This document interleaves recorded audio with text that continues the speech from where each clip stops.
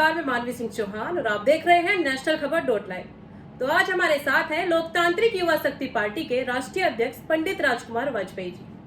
आज हम वाजपेयी जी से स्वास्थ्य व्यवस्थाओं के बारे में कुछ खास बातचीत करेंगे। तो वाजपेयी जी, सबसे पहले तो बहुत बहुत स्वागत है आपका हमारे चैनल नेशनल खबर .live पर। नमस्कार, बहुत बहुत धन्यवाद आपके चैनल को। जी वाजपेयी जी, आज हमें बताइए कि देश में स्वास्थ्य व्यवस्थाओं को लेकर आपकी क्या राय है। आपको क्या लगता है कि किस तरह के बदलाव देश में होने चाहिए? देखिए, मुझे तो ये लगता है कि देश में स्वास्थ्य व्यवस्थाएं काफ़ी हद तक ठीक होती जा रही हैं, आगे बढ़ रही हैं जी। लेकिन जिस तरीके से होनी चाहिए अभी तक नहीं हो पाई है। जी। हम लोगों के देश का जो एक इंफ्रास्ट्रक्चर है वो अभी सीमित है, हॉस्पिटल्स अभी सीमित हैं। जी।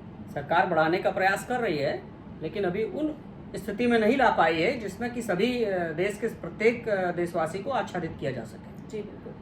मेन समस्या क्या है कि जो एक एलिट क्लास है, बड़ा आदमी है, बड़ा तबका है, जिसके पास पैसे हैं, जिसके पास इंश्योरेंस की व्यवस्था है, उसके लिए तो स्वास्थ्य की व्यवस्थाएं ठीक हैं। वो हॉस्पिटल जाएगा, वहाँ उसको ट्रीटमेंट मिल जाएगा, उसके इंश्योरेंस कंपनी से पेमेंट कट जाएगा या फिर वो पे कर लेगा। लेकिन जिन लोगों के पास इंश्योरेंस की व्यवस्था नहीं है या कोई किसी भी प्रकार के सरकारी कार्ड की व्यवस्था नहीं है, सरकारी सब्सिडी की व्यवस्था नहीं है, उन लोगों के लिए घर से निकलते ही समझिए कि उनको हार्ट अटैक के बराबर की नौबत होती है। जी।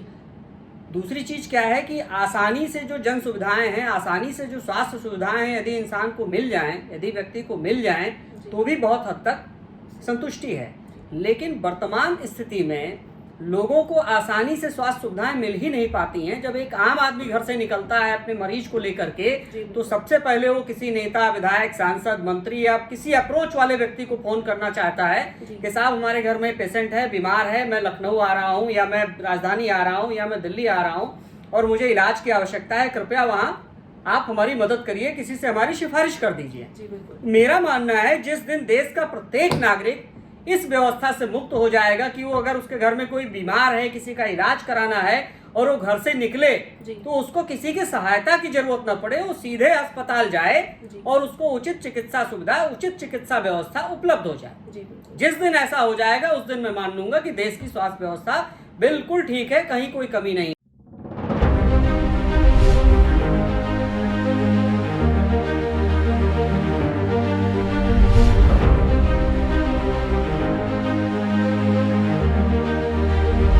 आज के वर्तमान समय में प्राइवेट हॉस्पिटल्स कसाई की भूमिका में खड़े हैं। जी। कोई भी व्यक्ति, किसी भी व्यक्ति के घर का कोई मरीज एडमिट हो जाए, उनके अस्पताल में चला जाए तो इतना बड़ा बिल बना देंगे, 10 लाख, 20 लाख, 50 लाख, 1-1 करोड़ का बिल लोग बना देंगे कि वो व्यक्ति वो बिल देते देते ही परेशान हो जाएगा, अपने आप को बेच देगा, गिरवी रखना पड़ जाएगा। जी। यहाँ तक कि प्राइवेट हॉस्पिटल्स में रजिस्ट्री के काउंटर्स खुले हुए हैं। आपके पास पैसा नहीं है, आप जमीन रजिस्ट्री कर दीजिए, आप घर जमीन रजिस्ट्री कर दीजिए, मकान रजिस्ट्री कर दीजिए, वो रजिस्ट्री कराने के लिए तैयार बैठे हैं। मैं तो लोकल लखनऊ का रहने वाला हूँ।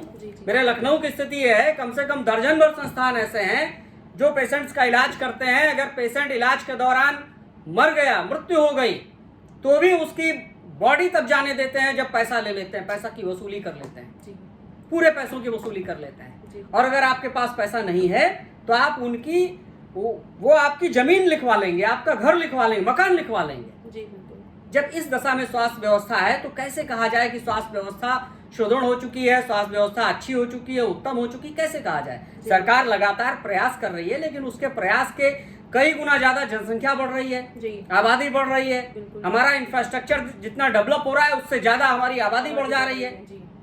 हमें जितने डॉक्टर्स की आवश्यकता है, जितने पढ़ के निकल रहे हैं, उससे ज्यादा हमारी आबादी बढ़ जा रही है, वो डॉक्टर्स कम पड़ जा रहे हैं। दूसरी समस्या क्या है कि जो हमारे देश में, हमारे प्रदेश में, हमारे देश में एक जागरूकता की कमी है, जिसको कह लिया जाए कि जो शुरुआत का प्राथमिक ज्ञान होना चाहिए कि प्राथमिक चिकित्सा व्यक्ति के घर में ही उपलब्ध हो जाए। बिल्कुल। उसको प्राथमिक चिकित्सा के लिए हॉस्पिटल्स के चक्कर न लगाने पड़े या किसी विशेषज्ञ के पास न जाना पड़े। तो ये व्यवस्था हमारी शिक्षा व्यवस्था में जब इस चीज पे सुधार किया जाए कि जो हमारे बच्चे हैं जो स्कूल जाते हैं वो जब जूनियर लेवल के होके निकले तो उनको कम से कम इतना बेसिक ज्ञान हो, इतना प्राथमिक ज्ञान हो कि वो अपने घर में किसी को बुखार की दवा दे सकते हो, लूज मोशन की दवा दे सकते हो, छोटी मोटी बीमारियां जिनके लिए अस्पताल जाना अनिवार्य नहीं है उन बीमारियों की दवा दे सकते हो। किसी को अटैक आया हुआ है तो फर्स्ट एड उसका कर सकते हो। कोई एक्सीडेंट दुर्घटना हुई तो फर्स्ट एड करने भर का ज्ञान उनको जूनियर लेवल पे, हाई स्कूल लेवल तक के बच्चों को जरूर दे देना चाहिए, ताकि हर घर में एक छोटा डॉक्टर पैदा हो जाएगा, हर घर में एक छोटा डॉक्टर रहेगा। तो बड़े अस्पतालों में भीड़, जो बड़ी भीड़ लगी रहती है ओपीडी में, हजारों लोग खड़े रहते हैं, लाइन लगी रहती है, व्यवस्था खत्म हो जाएगी। दूसरी चीज, हमारे यहाँ जो स्वास्थ्य व्यवस्था है उसकी सबसे बड़ी कमी क्या है कि आप पेशेंट लेके जाइए और इसके बाद में जांच, और जांच के बाद में एडमिशन तक कम से कम 4-5-6 घंटे लग जाते हैं। पर्चे बनवाइए, दवाइयों के पर्चे लीजिए, ये फाइल बनवाइए, इसका एकल काउंटर होना चाहिए। सरकार एक ऐसी व्यवस्था लाए कि मरीज का वहीं पे जांच हो जाए, मरीज को उसके लिए दौड़ना भागना न पड़े, इधर से उधर ना होना पड़े। जब तक ईसीजी होता है, जब तक क्या नाम है आपका सीटी स्कैन होता है, तब तक तो मरीज बिस्तर पर ही दम तोड़ देता है। बहुत ऐसे केस आते हैं। पता चलता है कि नंबर 50 नंबर के बाद है, 40 नंबर के बाद है। तो अभी जो हमारा इंफ्रास्ट्रक्चर है वो अभी उतना डेवलप नहीं हो पाया है। सरकार को स्वास्थ्य सेवाओं पे बहुत ज्यादा ध्यान देने की आवश्यकता है जी। सरकार जब स्वास्थ्य सेवाओं के प्रति बिल्कुल गंभीरता से कार्य करेगी तभी उस लक्ष्य को प्राप्त कर पाएगी जी। और वर्तमान में तो आप देख ही रहे हैं कि प्राइवेट हॉस्पिटल, सरकारी हॉस्पिटल, सबकी स्थिति वही है। सरकारी हॉस्पिटल में लोग बाहर एजेंट्स खड़े होते हैं, डॉक्टरों के पास उनके दलाल खड़े होते हैं, एजेंट्स खड़े होते हैं, जो पेशेंट को वहां से सीधे ले जाते हैं, कहते हैं नहीं डॉक्टर साहब यहाँ तुमको अच्छे से देख नहीं पाएंगे, बाहर चलिए, उनका प्राइवेट अस्पताल चल रहा है, बाहर उनका प्राइवेट नर्सिंग होम चल रहा है, बाहर उनका प्राइवेट क्लिनिक चल रहा है, चलिए वहां हम इलाज आपका एक साथ करा देंगे और बहुत कम पैसे में आपका इलाज हो जाएगा। लोगों को सरकारी अस्पताल से विमुख करके वहां ले जाया जाता है।